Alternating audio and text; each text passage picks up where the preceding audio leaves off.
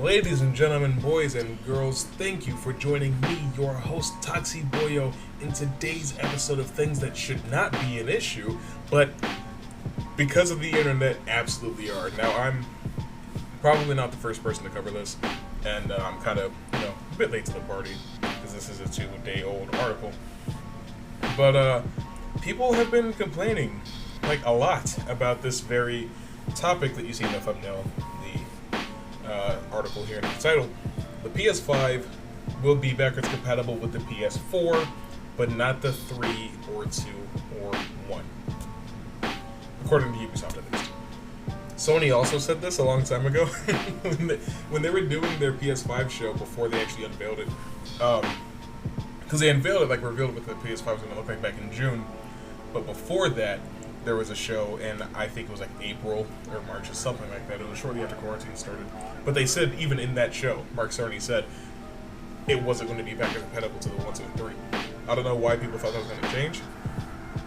But the explanation that they gave as to why it won't be is because in order for that to work, they would basically have to put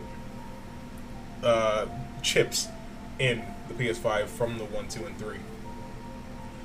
To make that work, and that would be very expensive both to produce, and it would be more expensive on our end when we bought it. Now, a lot of people are like, well, it's just a chip, why does it make it more complicated? Saying just a chip is kind of reductive, right? Because the important thing to remember is that disk drives are what makes those old consoles operate the way that they did. And the PS4 and the PS5 have a very similar disk drive in that it's a Blu-ray disk drive. Yeah, you can put a DVD player, you can put a DVD in there, but it is a Blu-ray disc that the games are printed on. The laser in the PS4 is built to primarily read primarily to read Blu-ray discs, right? Now the PS3 had Blu-ray functionality, but it was not primarily operating on Blu-ray technology. The PS2 certainly wasn't. It was running DVD players. I mean, it's kind of funny because the PS2 was like a lot of people's first major DVD player, because the PS2 came out in like 2001, I believe. No, 2000, right? 2000? Yeah, 2000, because the 20th anniversary was a little while ago. So it was kind of still new, the age of DVDs. So a lot of people just bought a PS2 and that was their DVD player. The PS1 basically played CDs, So it's interesting to me that people were expecting this cutting edge, bleeding edge piece of technology with pretty much limitless potential for the future of gaming on console to play CDs from 1995. They're still going to be using Blu-ray discs on the PS5, but they're upping to discs that can hold 100 gigabytes of data rather than the 80 gigabytes of data that we're stuck with now. That's why games like Red Dead Redemption, Final Fantasy VII, games like that were on 2 discs, because if it's over 80 gigabytes of raw data before the update comes in, they'll let you play multiplayer. Like in the case of, let's say, GTA 5, or Modern Warfare from last year. Modern Warfare says you need 150 gigabytes, but most of that is digital update. GTA 5 probably starts out less than 50 gigabytes, but with the digital update, it can go up to over 80 gigabytes. So that's why they're upping it to 100 gigabytes of data on the new discs for the PS5, and hopefully there will be less situations where they have to be on multiple discs. I think Cyberpunk is going to be on more than one disc. That's completely fine by me. I don't usually mind because it's pretty quick install, honestly. Now, I say all of that about disk drives to make the point that it's not just putting in a microchip. There is going to have to be a particular laser or reading device in the disk drive that reads a CD from 1995, or a DVD type disc from 2003, or a DVD type disc from 2007, video game consoles kind of push what the main medium is. You know, like, Blu-ray was rapidly growing in popularity in the very early 2010s, but when it was, revealed that the PS4 and the Xbox One were going to be like these Blu-ray machines, basically, it's like, okay, we're going to axe the bonus features from the DVD versions of movies and put it all on the Blu-ray combo packs. That way, if you want bloopers, deleted scenes, behind-the-scenes stuff, director's commentary, you have to buy the Blu-ray. And after that, digital gaming started to become more of a thing because Steam got really, really popular in the mid-2010s. So what happened after that? Digital downloads for movies.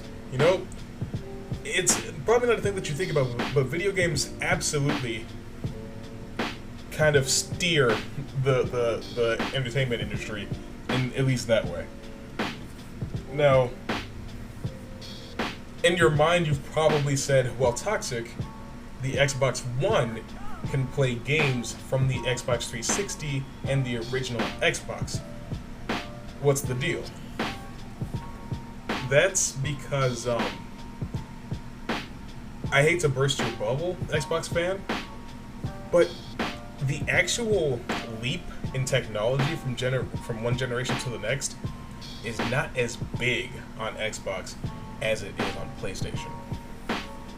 I mean, every PlayStation up until the 4 has been backwards compatible.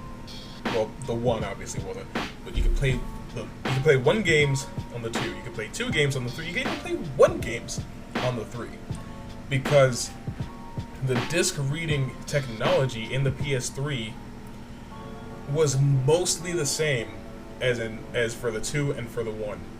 Reading a CD isn't terribly different from reading a DVD. It's still pretty rudimentary technology, and the PS3 was still primarily a DVD disc reader because the industry was still using DVD discs. It did have Blu-ray technology, because think about it, this is a Japanese console. When it comes to technology, Japan are early adopters. The Xbox is a Western console. We're typically behind on things. That's why Samsung will make this revolutionary innovation with the next Galaxy phone, and then the iPhone will pick that thing up later on. Like, how long did it take Apple to get swipe typing when Samsung has had it for years? It's that sort of thing. Like, it becomes industry standard, and then the Western world adopts it. So, all that being said, the Xbox One is kind of in a very similar boat. It does have Blu-ray capabilities. I'm not sure if it is now, but at the beginning of the generation, Xbox One games weren't printed on Blu-ray discs. And if I'm wrong, I'll hold that. I will admit that I'm wrong about that, but I played an Xbox One for a long time. I don't remember them being on Blu-ray discs at the beginning of the gen.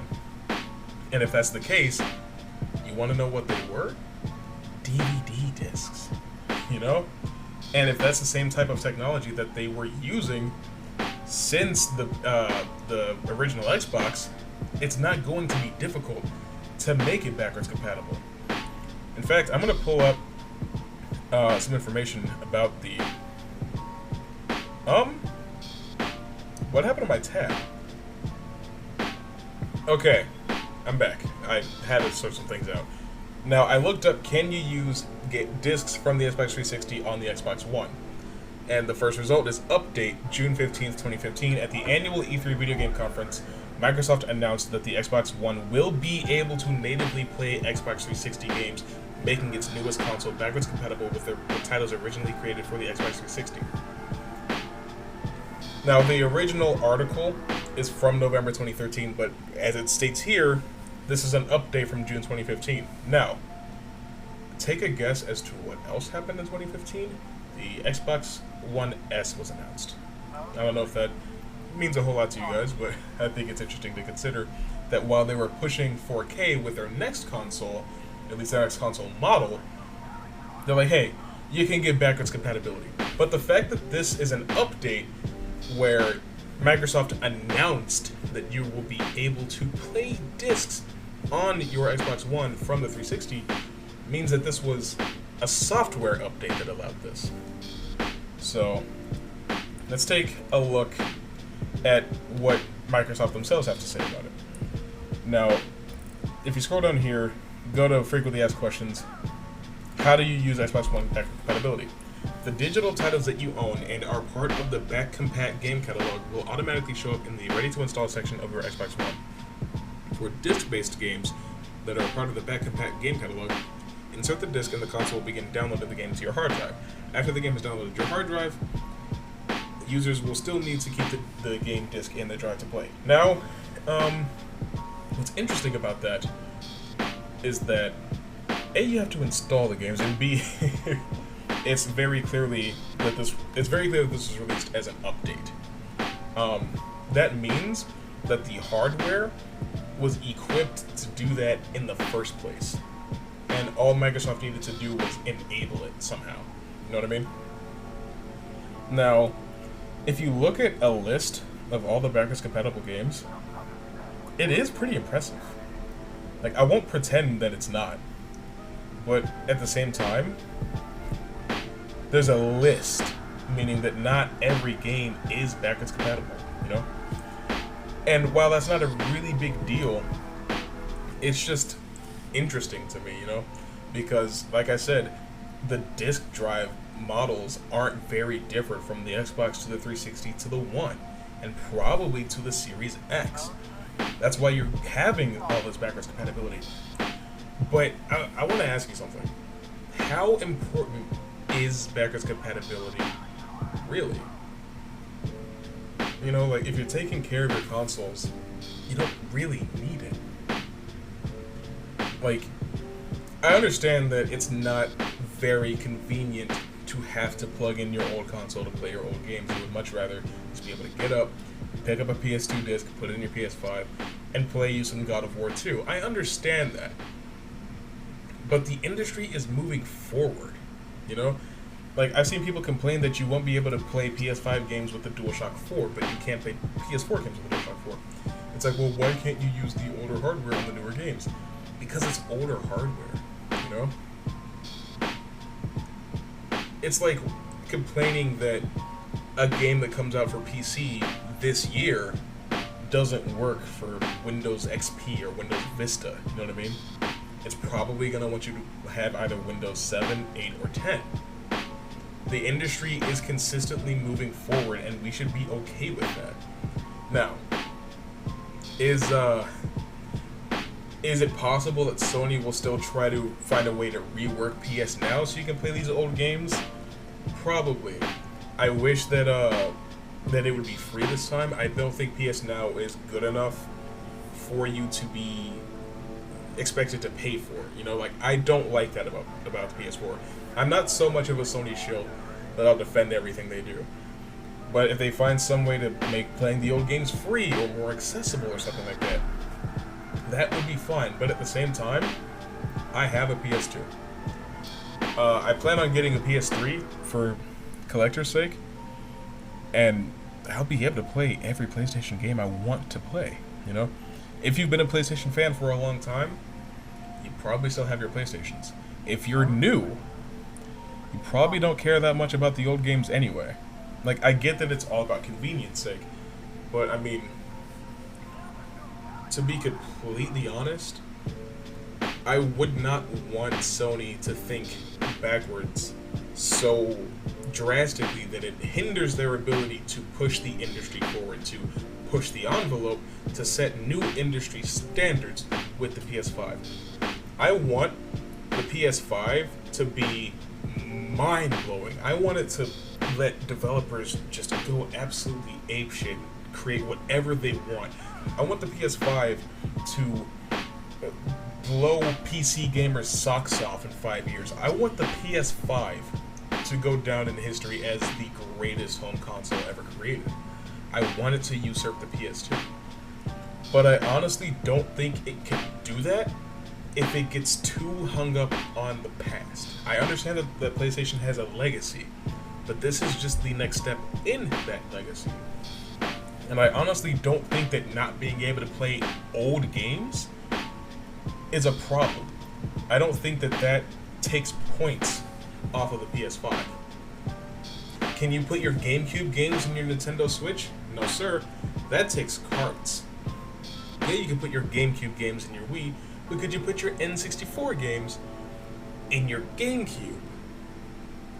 You have to think realistically. I know that there's a difference between cartridges and discs, but there's also a difference between CDs and proprietary Blu-ray discs. You know what I mean? Like, you can't stick getting jiggy with it from 1994 into your freaking stereo surround system that you just bought from Samsung or Sony or whatever, because it's gonna be like, hey yo, what the hell is this? I can't read this. You know, like, it just doesn't work that way. I hope that you understand, because especially because this is all from Ubisoft. I want you to understand that moving forward from the past is not a bad thing inherently.